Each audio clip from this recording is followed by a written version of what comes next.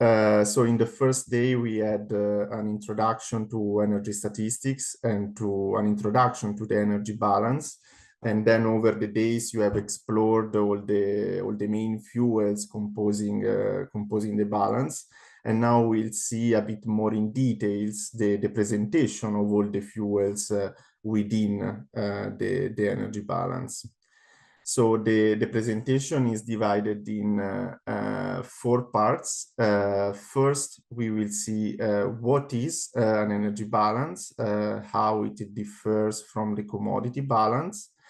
Then we will discuss why it is important to have an energy balance, what are the advantages of building one. And we will see how to create an energy balance and what are the principles underlying the construction. So what is the IEA methodology and the related definitions. And finally, we will see what you can do with an energy balance. So what are the main uses. So let's see again what is an energy balance. So it is an accounting framework for compilation of data on all energy products entering, exiting, and used within the national territory of a given country during a reference period, a given reference period. So what the energy balance does is to compile and reconcile data for all fuels and flows into a single table, providing a summary overview of the energy supply and the demand in a country for a given time period.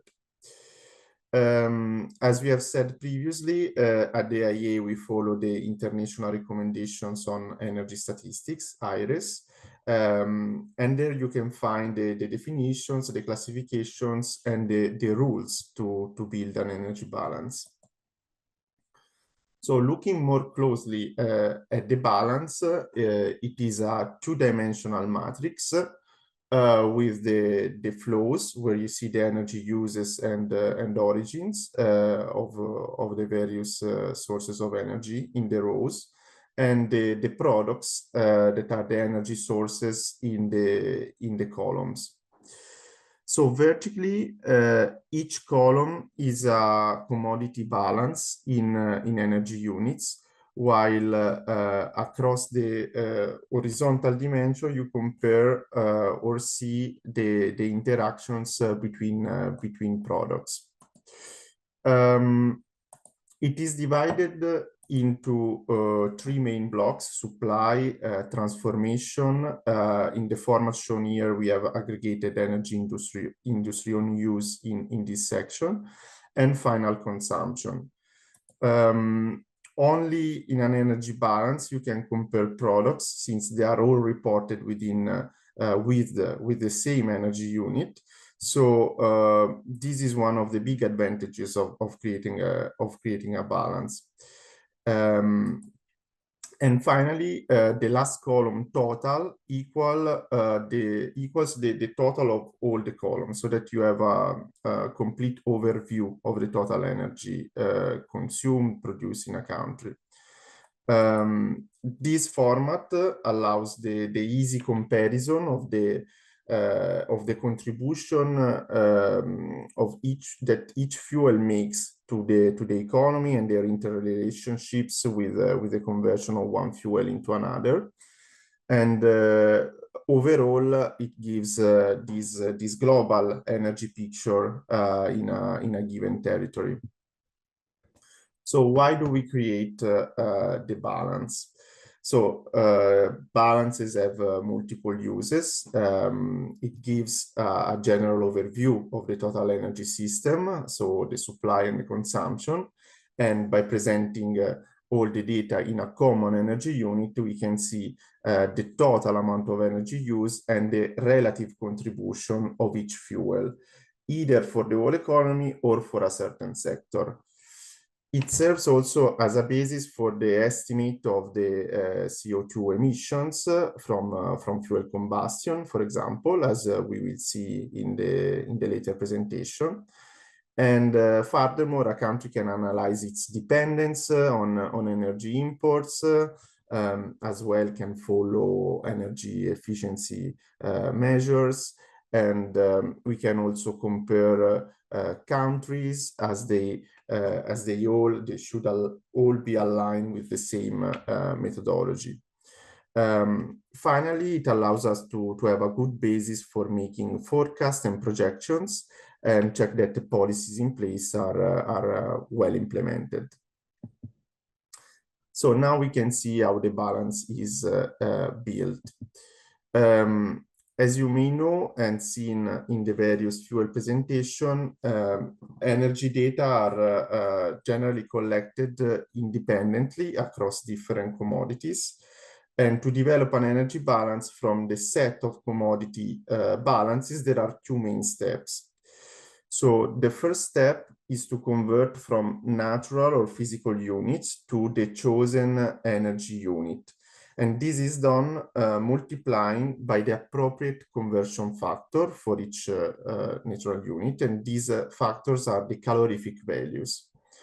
Then there is some reformatting that is performed to avoid double counting, as well as rearranging some rows and introducing a sign convention. But we will see more about these rules later in the presentation. So I would like to highlight that it is very important to collect good calorific values, so good quality calorific values, in addition to good data in physical unit. As you can see in this commodity balance, there is no statistical difference, but when we convert to the energy balance, a statistical difference appears. Why? If we look carefully at the calorific values in the table, you will notice that the calorific value for input to electricity and consumption is different than for production and imports. Of course, the calorific values may be different depending on the flow, but the overall energy balance should be indeed in balance. So we need to pay attention to the various calorific values that are used for the various flows of the balance. This is an example of something that, for example, we would investigate with the country, why there is this discrepancy. And so you can see that the calorific values can also be used as a good check, let's say, for data quality control. Looking now at the difference between net and gross energy content, the difference between the net and the gross calorific value is the latent heat of vaporization of the water produced during the combustion of the fuel. So the heat that is in this latent heat is lost and cannot be recovered unless you have condensers. The IEA uses the net calorific value following IRES guidelines, as in most real-world energy systems, especially in power generation and industrial processes, the water vapor is not condensed, so the latent heat is not recovered, and therefore the NCV better reflects the actual usable energy. You can see from the slide that for coal and oil, the NCV is about 5% less than the gross calorific value. And for most forms of natural and manufactured gas, the difference is approximately 10%, which is higher. And this is because of the hydrogen content that is in gases that is higher, and the hydrogen that goes to create water that is present in the latent heat. So now we know how to convert combustible fuels in energy units. And let's say it's usually simple to measure the combustible fuels quantity, and then thanks to the calorific values to get to the energy content. However, more more complications arise for non-combustible sources, such as nuclear, hydro, geothermal, and other renewables, where usually the information collected is the amount of electricity or heat produced. So it's easy to measure the output of these sources, the electricity and the heat, but we need a methodology to compute the input. And here comes a very important methodological choice, that is the definition of the primary energy equivalent for electricity and heat produced from non-combustible sources, as I said, such as nuclear, geothermal, solar, hydro, wind, and others. And we need conventions to compute the most appropriate corresponding primary energy, both in terms of what form of energy is chosen and what is the amount. You have already partially seen that in the renewables presentation for the renewables sources, and now we will explore it also for the others. So the steps to be taken are: first, define the energy form of the primary energy equivalent. Second, choose a methodology to compute that. And finally, what are the factors, the assumption that we take in computing the primary energy equivalent? And all of them are important methodological choices. So let's start with some examples. In the case of hydropower, a choice must be made between the kinetic or potential energy of the water entering the turbines and the electricity produced by the turbine. For nuclear energy, the choice is between the energy content of the nuclear fuel, for example, uranium, the heat generated in the reactors, or the electricity produced in the nuclear reactor. For solar photovoltaic electricity, we could choose between the solar radiation that reach the panel or the electricity produced by the solar panel. So the principle adopted by the IEA is that the primary energy form should be the first energy form downstream in the production process for which multiple energy uses are practical, and it's a form that is usually marketable. So the application of this principle leads to the choice of the following primary energy form. So for heat, we will use heat for nuclear, geothermal, and solar thermal, as these sources are usually transformed into electricity, but they are also used or may be used for various direct heating purposes, for example. And then we have electricity. We choose electricity for hydro, wind, tide, wave, ocean, and solar photovoltaic. So once we identify the form of primary energy to be associated with our non-combustible renewable energies, non-combustible energies, we then need to quantify it, and we choose the IEA following IRES choose the physical energy content method. It consists in using the physical energy content of the primary energy source as the primary energy equivalent. So, for instance, let's look at the sources with electricity as primary energy form, as the primary energy equivalent is the electricity generated by the wind turbines, hydro turbines, and solar panels. The implied efficiency assumed between input and output is 100%. And this is because of the choice of the primary energy form of these sources, which is downstream to the conversion process from kinetic energy of wind, for example, or water for hydro, or energy in the solar radiation to electricity for solar panel. Instead, when heat is the primary energy form, sometimes the country is able to provide us a measure of that form of energy. So it's a form that could be measured, but in other cases, in some cases, it's difficult to get the observed data. And it's only, let's say, it's easier to get the output of the transformation process. So having a look at nuclear, for example, the heat generated in the reactors is the primary energy form.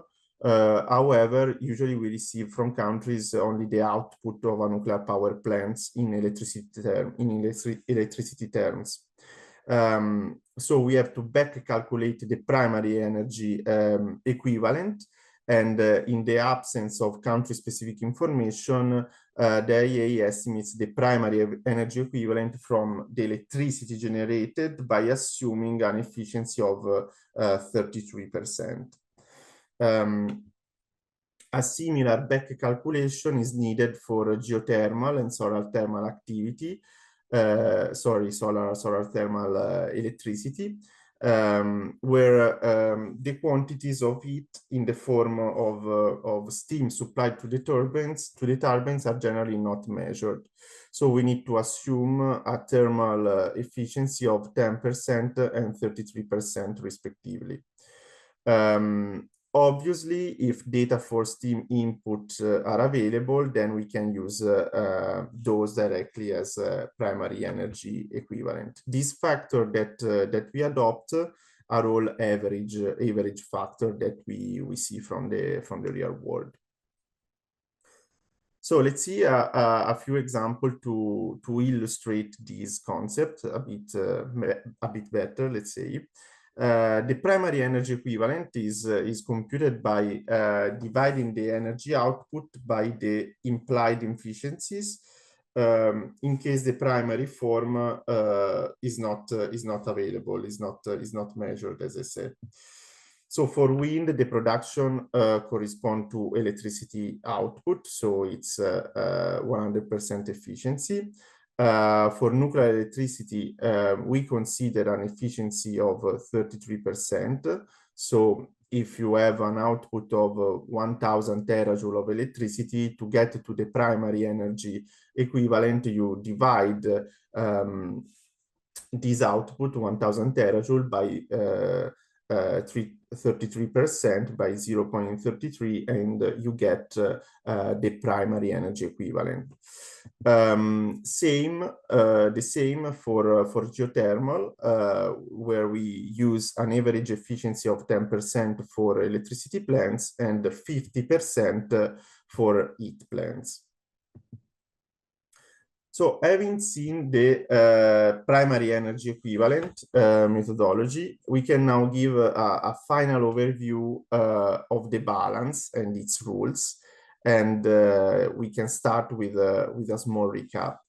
So looking at the supply, first of all, it is important to note that only production of primary products are shown in the production row, while the secondary products output are included within the transformation sector. This is why oil products and electricity production appears to be zero. And the primary energy products are the ones that are extracted directly from natural energy flows, such as the biosphere, natural reserves, whereas the secondary energy products are manufactured through a conversion process from primary products that are converted to other form of energy, and they appear in the transformation block. The TES row, the total energy supply row, allows user to see the total amount of primary energy available for domestic consumption and the relative contribution from each source. So it's the total energy from all the sources that is available for domestic consumption. Next, there is the transformation section where there is an important sign convention. And the inputs of a transformation process are negative, are reported as negative, while the outputs are reported as positive. Therefore, fuel burned in electricity plant is represented with a negative sign, and the corresponding electricity output is represented in the electricity column with a positive sign.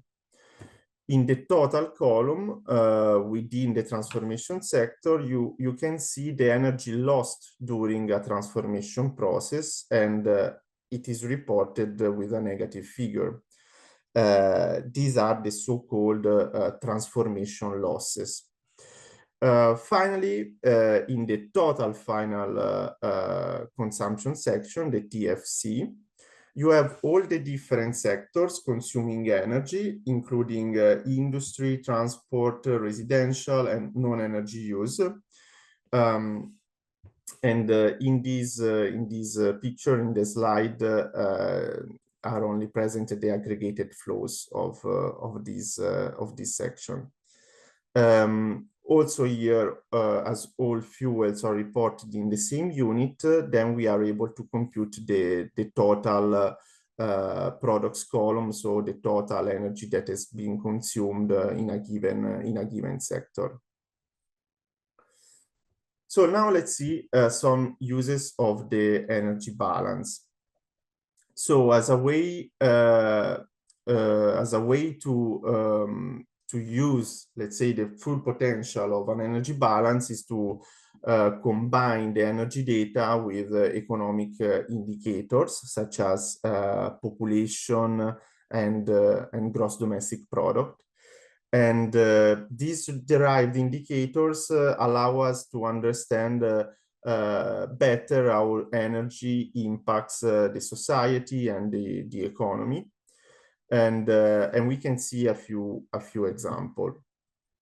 So worldwide, TS per capita, the total energy supply per person per capita, has been growing since 1990. And this is because even though energy efficiency has improved, the scale effect, so in general, more activity that have been done often outweighs the efficiency effect.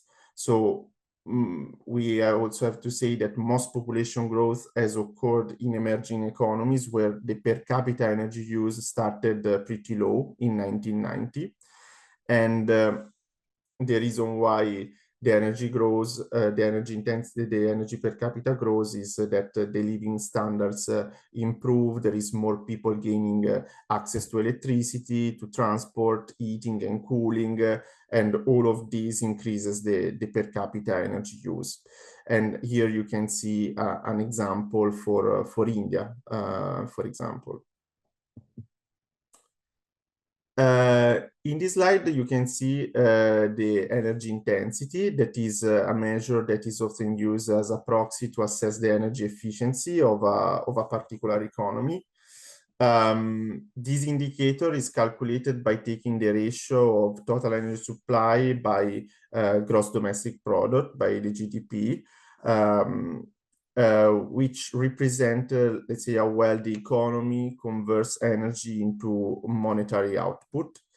And obviously, low energy intensity is the desired goal, as it represents an efficient allocation of energy resources to generate wealth and high quality standard of life in general. And it is logical to expect energy intensity to increase and for GDP and energy use to be closely coupled during the initial development stage of a country.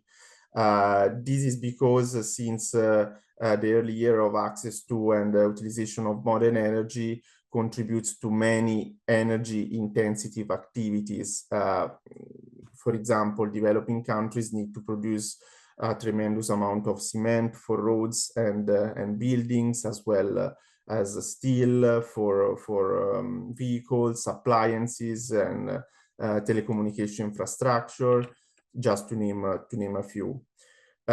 These will be new uses, some of which will naturally be energy intensive.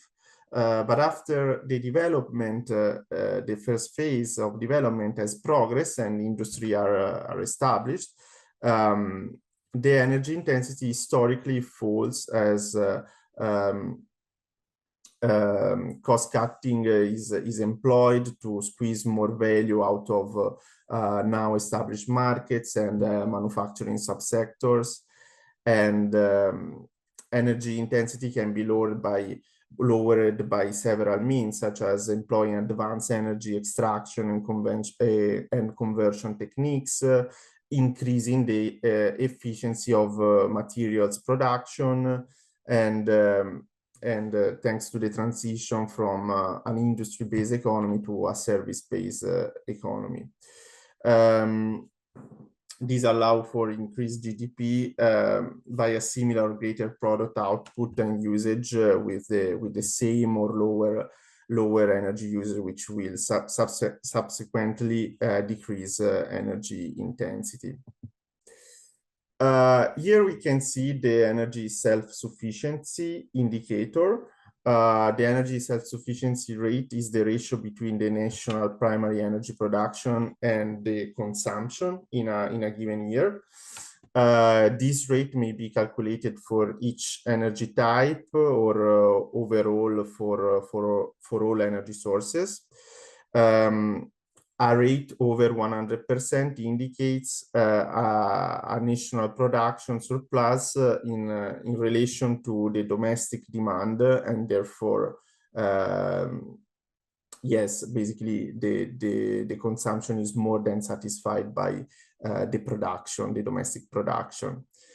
Yeah, to summarize, self-sufficiency is how much energy demand is met by national production, and basically answer the question, are you able to produce what you consume?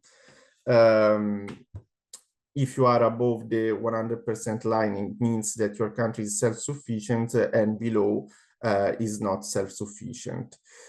In the chart, you can see the example of the United States, that from being an energy net importer in early 1990, they become self-sufficient and also net exporter.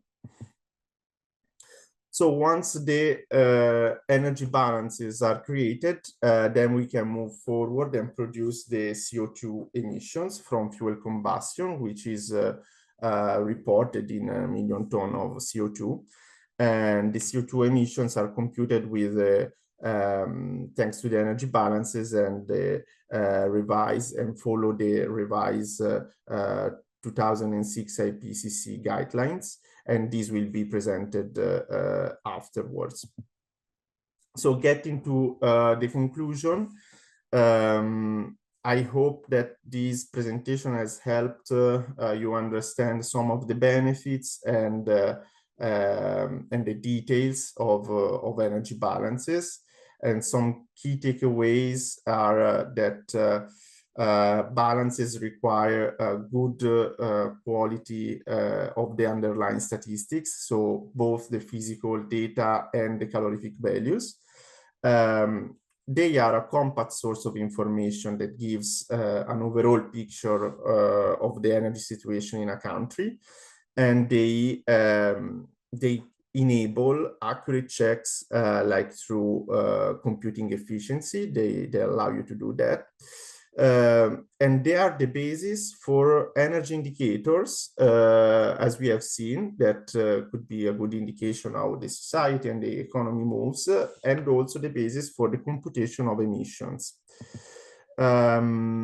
This is a slide for our dissemination. So the IEA publishes the annual world energy balances and world energy statistics each year, and they are available for purchasing online. There are also a variety of free products available on the IEA website, including the highlights of the world energy balances and the energy statistics data browser. So you can access them for free and check the data. I guess you may have seen these other presentations, but to learn more about energy statistics, you can use the energy statistics manual. It's a bit old, but the concepts are still valid. The IRIS, and then here you can find a link to the website with our questionnaires. So I thank you for your attention, and I'm happy to take any question.